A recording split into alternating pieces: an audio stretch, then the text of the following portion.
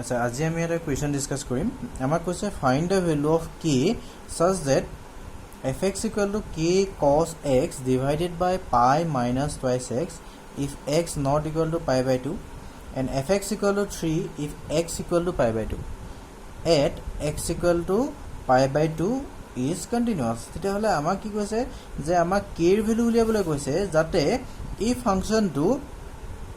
at x equal to pi by 2 আমাৰ কি হয় continuous হয় বুলি কৈছে এটো আমাক ফাংশনটো কি বুলি দিয়া আছে continuous বুলি দিয়া আছে এটো continuous ঠিক আছে code continuous at x equal to pi by 2 গতিকে যেহেতু ফাংশনটো আমাক continuous বুলি কৈ দিছে fx নামৰ যেটো ফাংশন দিয়া আছে এই ফাংশনটো আমাক continuous বুলি কৈ দিছে at x equal to pi by 2 গতিকে আমি কি পাম যে আমাৰ যেটো লেফট হ্যান্ড লিমিট এনেকৈ লিখিলো আমি যে since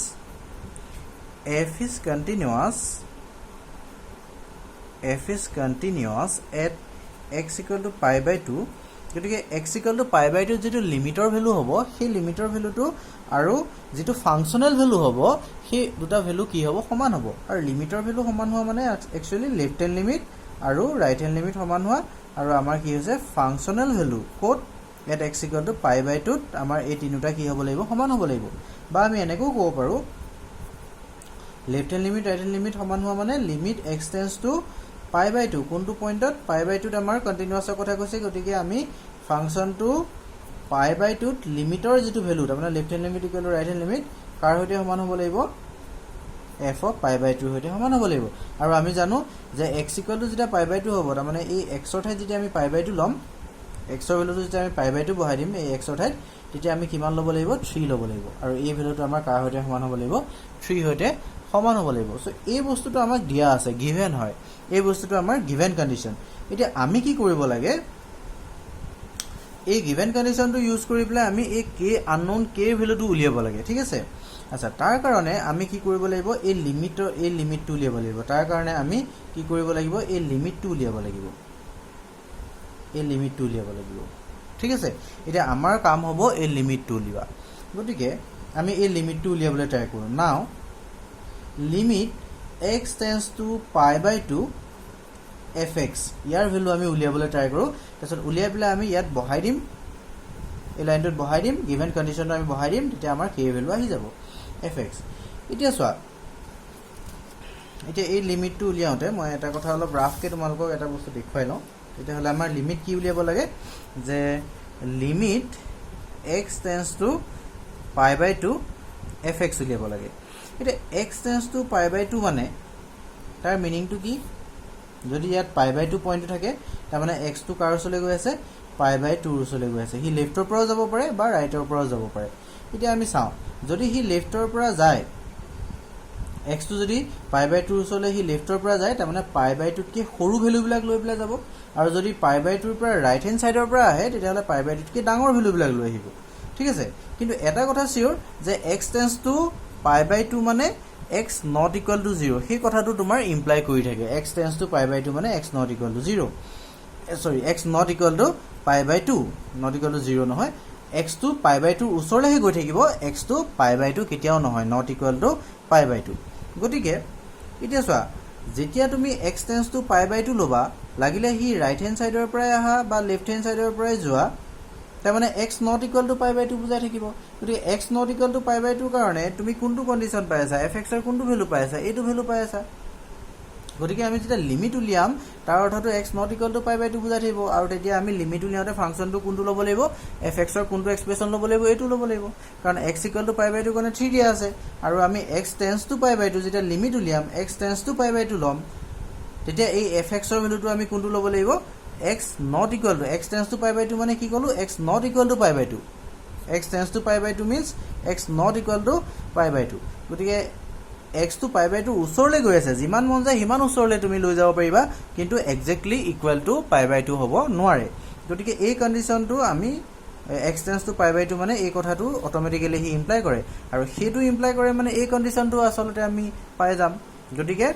x tends to pi by 2 মানে আসলতে আমি এটো পাম তাৰ মানে এটো পাম আৰু এটো পালে আমি fx ৰ ভ্যালু কি ল'ব লাগিব fx ৰ ভ্যালু আমি এই এক্সপ্ৰেছনটো ল'ব লাগিব গতিকে আমি যেটা লিমিট উলিয়াম এই লিমিটটো যেতিয়া উলিয়াম limit x tends to pi by 2 fx তেতিয়া আমি কি কৰিম যে limit x tends to pi by 2 এই fx ৰ ঠাইত আমি এইটো এক্সপ্ৰেছন লিখিম k cos x divided by pi minus twice x এতিয়া চোৱা যেতিয়া তুমি এই লিমিটটো উলিয়াবলৈ ট্ৰাই কৰিবা তেতিয়া কি হ'ব যেতিয়া তুমি এই লিমিটটো উলিয়াবলৈ ট্ৰাই কৰিবা তেতিয়া ইয়াত তুমি দেখিবা যে পাই বাই 2 যদি বহাই দিওঁ k cos x ৰ ঠাইত যদি মই পাই বাই 2 বহাই দিওঁ ওপৰত cos pi by 2 into k মানে 0 হৈ যাব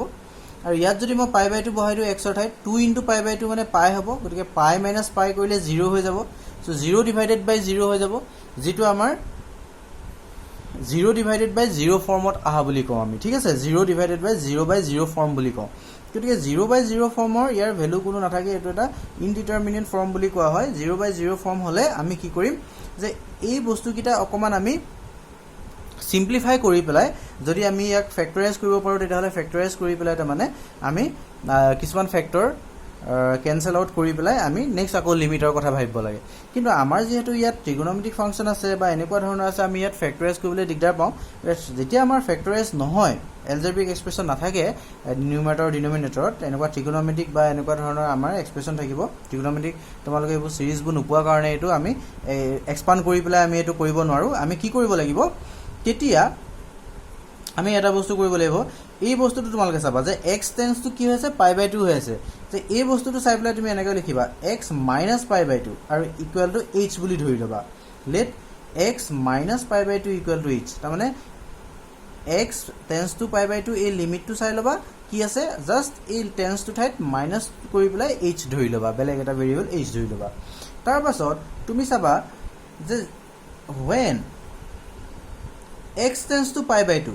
যেতিয়া x to pi by 2 উছলৈ গৈ থাকিব এই x to যেতিয়া pi by 2 উছলৈ গৈ থাকিব ইয়াত চাবা যেতিয়া x to pi by 2 উছলৈ গৈ থাকিব এটো pi by 2 হ'বলৈ গৈ থাকিব tends to pi by 2 মানে pi by 2 উছলৈ গৈ থাকিব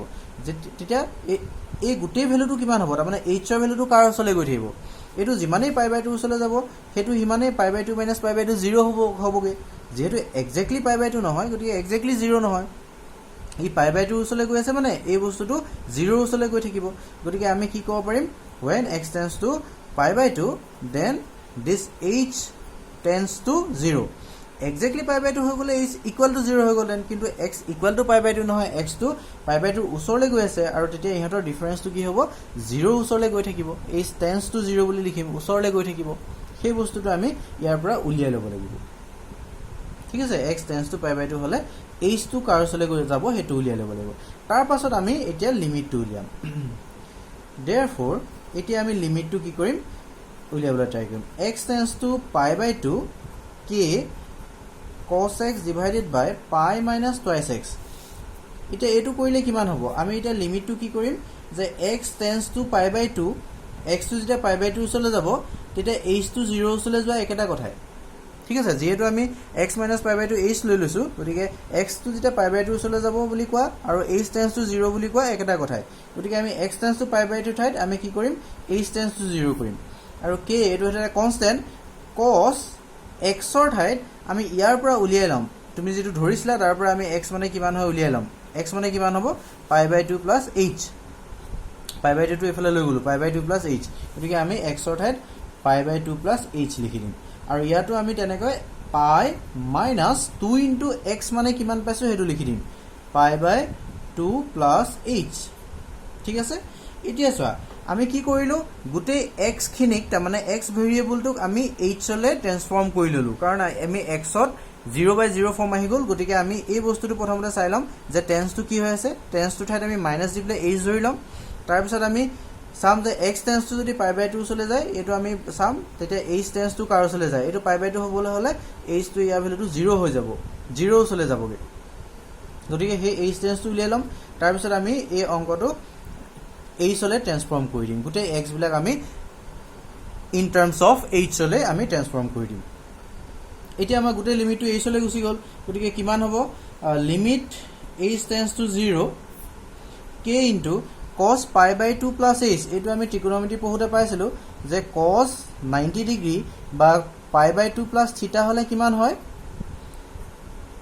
pi by 2 হলে sin হয় থিটা হয় এটো কোনটো কোঅৰ্ডিনেটত আছে pi by 2 plus থিটা pi by 2 মানে ইমান ডিগ্ৰী আৰু থিটা মানে এটো সেকেন্ড কোঅৰ্ডিনেটত আমাৰ কি আছিল ASTC ৰুলটোৰ মতে সেকেন্ড কোঅৰ্ডিনেটত আমাৰ কি পজিটিভ হয়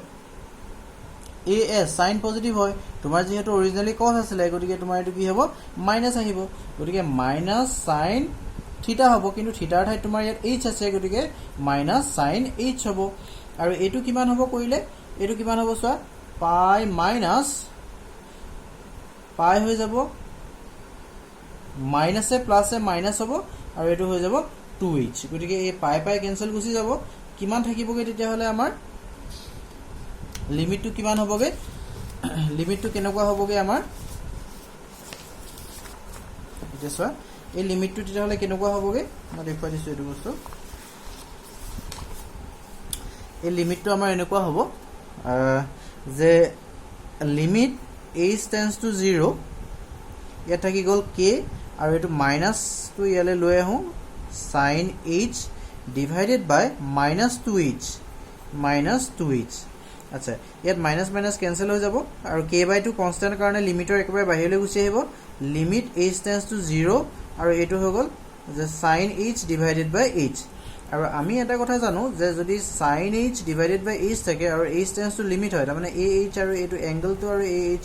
একে হৈ থাকে এংগল h আছে আৰু সেই h এ যদি ডিভাইড হৈ থাকে তাক আৰু লিমিট h টেন্ডস টু যদি 0 হৈ থাকে তেতিয়াহলে ইয়াৰ এই লিমিটিং ভ্যালুটো কিমান হয় 1 এটো এটা স্ট্যান্ডাৰ্ড ৰিজাল্ট আছে গতিকে ইয়াৰ ৰিজাল্টটো হৈ গ'ল 1 গতিকে আমাৰ ফাইনাল ৰিজাল্টটো কিমান আহিলে k/2 গতিকে এই কথাখিনিকে আমি ইয়াত এতিয়া কৰিবলৈ ট্ৰাই কৰিম ইয়াত আমি এতিয়া কৰিবলৈ ট্ৰাই কৰিম ভালকে কোৱেশ্চনটো আমাৰ এনেকুৱা ধৰণৰ আছিল গতিকে আমি এইটো লিমিট উলিয়াবলৈ গৈ আছিলো মই আকৌ এবাৰ লিখি দিছো কথাখিনি এনেকুৱা হ'ব যে limit x tends to pi/2 x tends to pi/2 মানে x not equal to pi/2 আৰু x not equal to pi/2 হোৱাৰ কাৰণে fx ৰ ঠাইত আমাৰ এটো আহিব কাৰণ x not equal to pi/2 হলে fx ৰ ঠাইত এটো আহিব গতিকে fx ৰ ঠাইত আমি কি লিখিম k cos x divided by pi twice x ঠিক আছে এতিয়া যেহেতু আমি লিমিটটো ইয়াত বহাব লাগে লিমিটটো বহালে কি লিখিম যে pi/2 বহালে cos pi/2 0 আৰু pi - twice x ৰ ঠাইত pi/2 বহালে এটো 0 হ'ব গতিকে এটো 0/0 ফৰ্ম হৈ যাব গতিকে আমি ডাইৰেক্ট 0/0 ফৰ্মত কেতিয়াও আমি লিমিট বহাব নোৱাৰো হেতু আমি ফাৰ্স্ট ইয়াৰত পঢ়ি আহিছো বা নপঢ়িলেও আজিৰ পৰা তোমালোকে এটো কথা শিকি লোৱা তেতিয়া হলে আমাৰ এনেকুৱা ধৰণৰ এটো কন্ডিশন আহিলে গতিকে এই 0/0 পোৱাৰ লগে লগে তুমি কি কৰিবা x টেন্ডস টু pi/2 ঠাইত তুমি লৈ লবা let x minus pi/2 equal to h বেলেগ এটা ভেৰিয়েবল আমি লৈ লম আচ্ছা বেলেগ এটা ভেৰিয়েবল আমি লৈ লম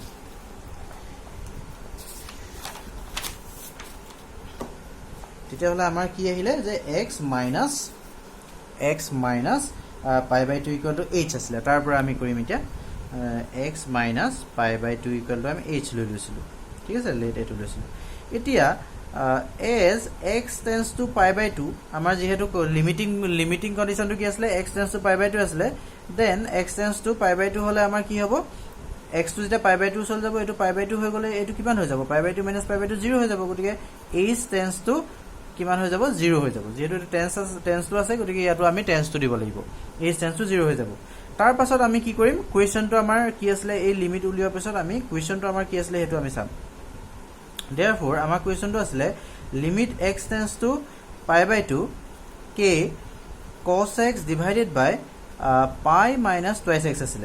যেহেতু আমাৰ 0/0 ফৰ্মত আহিছিল আগতে মই দেখাইছিলো গতিকে আমি এই বস্তুটো কিটা কি হলে ট্ৰান্সফাৰ কৰিম ইন টাৰ্মস অফ h হলে ট্ৰান্সফৰ্ম কৰি দিম আৰু তাৰ কাৰণে আমাৰ ইয়াৰ পৰা x টো আমি ইয়াৰ পৰা উলিয়াই লম এই -pi/2 হিফাল লৈ গলে pi/2 plus h হৈ যাব গতিকে আমাৰ limit x tends to pi/2 বুলি কোৱা আৰু h tends to 0 বুলি কোৱা একেটা কথাই h tends to 0 ঠিক আছে তাৰছত k টো হৈছে কনস্ট্যান্ট cos x মানে কিমান x মানে তুমি যেটো ধৰি লৈছিলা তাৰ পৰা x টো উলিয়াই থোৱা আছে তাত লিখি দিয়া pi/2 plus h আৰু এফালে কি থাকিলে pi minus 2x মানে কিমান x মানে হৈ গল এটো যেটো তুমি উলিয়াই থৈছা pi/2 plus h ঠিক আছে এতিয়া চোৱা limit h tends to 0 k into cos pi/2 plus theta মানে কিমান হয় minus sin theta theta ৰ ঠাইত আমাৰ h আছে আৰু এটো ভাঙি দিলে কিমান হ'ব 2 2 ক্যান্সেল যাব আৰু -twice h থাকিবগে এফালে ঠিক আছে pi ক্যান্সেল গুচি যাব -twice h হ'ব সো জিবিলাক কনস্ট্যান্ট টার্ম থাকে হে কনস্ট্যান্ট টার্ম বিলাক আমাৰ বাহিৰলৈ গুচি আহিব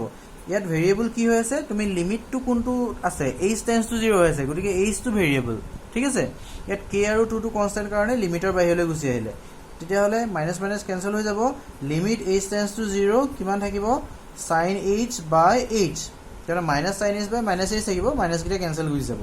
আৰু আমি জানো যে limit h tends to 0 sin h বাই যদি h থাকে তেতিয়াহ'লে আমি কি পাম তাৰ ভ্যালুটো সদায় এটা ষ্টেণ্ডাৰ্ড ৰিজাল্ট আছে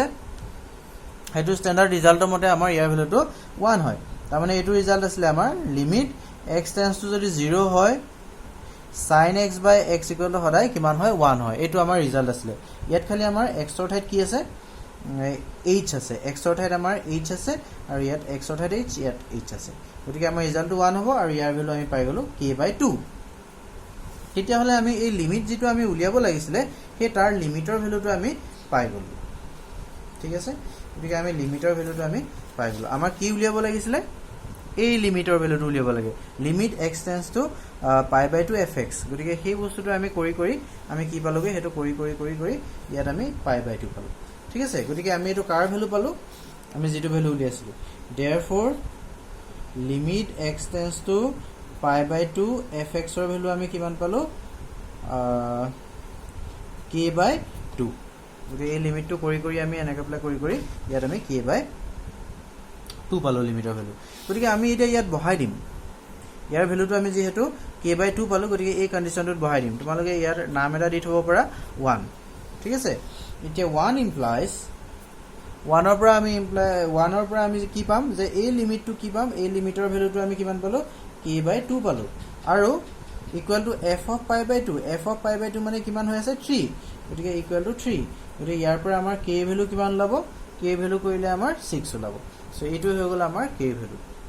ঠিক আছে গতিকে কোৱেশ্চনটো এবাৰ আমি আকৌ এবাৰ ওভাৰভিউ কৰি দিছো কেনেকুৱা ধৰণে আমি কৰিলো এটো দিয়া আছিল ফাংচনটো কন্টিনিউয়াস হয় ফাংচনটো কন্টিনিউয়াস বুলি কৈছিলে at x = pi/2 গতিকে আমি left hand limit equal to right hand limit equal to f of pi/2 উলিয়াম এতিয়া চোৱা আমি লেফট হ্যান্ড লিমিট আৰু ৰাইট হ্যান্ড লিমিট ইয়াৰ সেপাৰেট কে উলিওৱা নাই কিলে নাই উলিওৱা কাৰণ আমি হেতু কথা এনেকৈ ভাবিব পাৰো যে আমাৰ ইয়াত যেটো ফাংচন দিয়া আছে ঠিক আছে যেটো ফাংচন দিয়া আছে pi/2 ৰ বাদে যেতিয়া তুমি pi/2 ৰ ওচৰলে ৰাইট হ্যান্ড সাইডৰ পৰা আহিবা তেতিয়াও তুমি কি কৰিব লাগিব ফাংচনটোৰ ভ্যালুটো k cos x by pi minus twice x লব লাগিব লেফট হ্যান্ড সাইডৰ পৰা আহিলো আমি কি কৰিব লাগিব k cos x by pi minus twice x লব লাগিব গতিকে অকল pi/2 পইণ্টতহে তোমাৰ pi/2 পইণ্টতহে আমাৰ ভ্যালুটো 3 হয় pi/2 বাদ দি পেলাই pi/2 বাদ দি মানে pi/2 ৰাইট হ্যান্ড সাইডে যোৱা বা লেফট হ্যান্ড সাইডে যোৱা তোমাৰ ফাংচনাল ভ্যালুটো কি লব লাগিব এটো লব লাগিব হেতু কথাই কৈছে যে x = pi/2 বাদ দি x not equal to pi/2 যদি pi/2 সমান নহয় তাৰ মানে pi/2 কে এফালেও থাকিব পাৰে এফালেও থাকিব পাৰে তেতিয়া তুমি ফাংচনটোৰ ভ্যালুটো এটো লব লাগিব গতিকে আমি লেফট হ্যান্ড লিমিট হওক ৰাইট হ্যান্ড লিমিট হওক আমি একটা ফাংচন লৈ যেহেতু কৰিব লাগিব গতিকে আমি তেনেকুৱা ক্ষেত্ৰত এনেকুৱা প্ৰবলেম বিলাক আমি ডাইৰেক্ট লিমিটৰ ভ্যালু উলিয়াম লেফট হ্যান্ড লিমিট আৰু ৰাইট হ্যান্ড লিমিট নাই লোৱা গতিকে আমি কি কৰিছো এই কন্ডিশনটো আমাক দিয়া আছিল যেহেতু ফাংচনটো কন্টিনিউয়াস গতিকে আমি লিমিটৰ ভ্যালু আৰু ফাংচনাল ভ্যালুটো সমান পাম আৰু ফাংচনাল ভ্যালুটো আমাৰ at x = pi/2 3 আছিল তাৰ পাছত আমি কি কৰিলো এটা আমাৰ কাম হৈছে যে এটো লিমিটৰ ভ্যালু উলিওৱা গতিকে এই লিমিটৰ ভ্যালুটো আমি উলিয়াবলৈ যাওঁতে দেখিলো এটো 0/0 আহিছে গতিকে 0/0 আহিলে তুমি এই লিমিটটো চাই পেলাই h ধৰি লবা h ধৰাৰ পাছত আমি কি কৰিলো h ধৰাৰ পাছত আমি এনেকুৱা ধৰণে আগবাঢ়িলো যে x টেন্স টু আমাৰ লিমিট কি আছিল x টেন্স টু pi/2 তেতিয়া h টেন্স টু 0 হল ইয়াৰ পৰা আমি এই কথাটো চাব লাগিব যে x টু pi/2 হৈ গলে h টু কিমান হৈ যাব 0 হৈ যাব গতিকে এটো টেন্স টু থাকাৰ কাৰণে এটো টেন্স টু দিব লাগিব ইকুৱেল দিব নোৱাৰিবা তাৰ পিছত limit x tends to pi/2 আমাৰ যেটো আছিল এটো আমাৰ কোৱেশ্চনটো এটো আছিল এটো আমি উলিয়াব নোৱাৰিছিলো এটো আছিল আমাৰ কোৱেশ্চনটো গতিকে এটো কথা ইয়াত আমি লিখিলো therefore ইয়াৰ ভ্যালুটো আমি কি কৰিম এতিয়া x বিলাক কি কৰিম h লৈ কনভাৰ্ট কৰি দিম x বিলাক আমি x tends to pi/2 তাৰ মানে হৈছে h tends to 0 গতিকে ইয়াৰ ঠাইত আমি h tends to 0 লিখিলো k cos x ৰ ঠাইত আমি এটো উলিয়াই লম x মানে কিমান pi/2 plus h লিখিলো একেদৰে x ৰ ঠাইত আমি pi/2 plus h লিখিলো তেনেকুৱা ধৰণে আমি আগবাঢ়ি পেলাই আমি k এটো লিমিটৰ ভ্যালুটো পালো তাৰ পাছত আমি কি কৰিলো এই 1 ত বহাই দিলো আমাৰ এই ইকুৱেচন যেটো 1 আছিল ইয়াত আমি লিমিটৰ ভ্যালুটো বহাই দিলো আৰু আমি তেতিয়া k ভ্যালুটো 6 পাই গলো সো এনেকুৱা ধৰণে আমি কোৱেশ্চনটো এটো সলভ কৰিব লাগিব এটো এটা ইম্পৰ্টেন্ট কোৱেশ্চন পৰীক্ষাৰ কাৰণে তো এটো তোমালোকে এবাৰ বুজিবলৈ ট্ৰাই কৰিবা থ্যাংক ইউ